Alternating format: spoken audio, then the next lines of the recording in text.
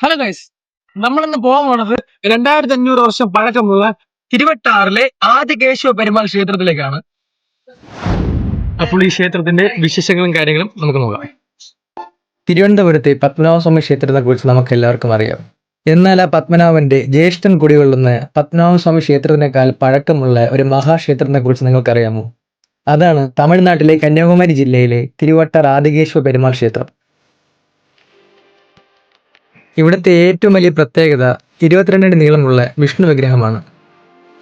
കടു ശർക്കര യോഗം കൊണ്ട് നിർമ്മിച്ച ഈ വിഗ്രഹം പത്മനാഭസ്വാമി ക്ഷേത്രത്തിനേക്കാൾ വലുതാണ്.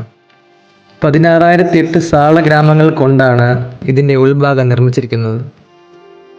പത്മനാഭന്റെ ജ്യേഷ്ഠൻ എന്നാണ് ഇവിടുത്തെ പ്രതിഷ്ഠ അറിയപ്പെടുന്നത്.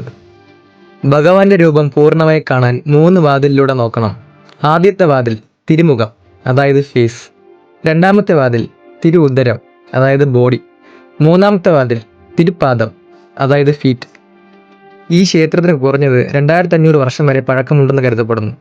ചില പുരാണങ്ങൾ പറയുന്നത് ഇത് അതിനു മുന്നേയുള്ള ക്ഷേത്രമാണെന്നാണ്. തിരുവനന്തപുരം പത്മനാഭസ്വാമി ക്ഷേത്രത്തിനേക്കാളും പഴക്കമുള്ളതാണ് ഈ ക്ഷേത്രം. പത്മനാഭസ്വാമി ക്ഷേത്രം നിർമ്മിച്ചത് തിരുവട്ടാർ ക്ഷേത്രത്തിൻ്റെ അതേ മാതൃകയിലാണെന്നാണ് ചരിത്രം പറയുന്നത്. 8-ാം നൂറ്റാണ്ടിൽ ജീവിച്ചിരുന്ന നമ്മാൾവാർ ഭഗവാനെ പറ്റി പാടിയ പാട്ടുകളിൽ ഈ ക്ഷേത്രത്തിനെ പറ്റി പറയുന്നുണ്ട്. അതുകൊണ്ട് തന്നെയാണ് 8-ാം നൂറ്റാണ്ടിന് മുൻപ് ഈ ക്ഷേത്രം ഇവിടെ ഉണ്ടായിരുന്നു എന്ന് ഉറപ്പിക്കാം.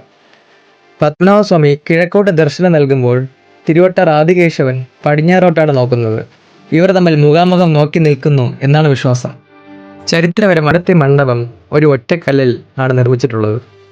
ഈ ക്ഷേത്രത്തിൽ മൊത്തം 222 കരിങ്കൽ തൂണുകളുണ്ട്. കഠിനമായ കരിങ്കല്ലിൽ പൂവിനേക്കാൾ മൃദുലമായ രീതിയിലാണ് ഓരോ ശില്പവും കൊത്തിവെച്ചിരിക്കുന്നത്.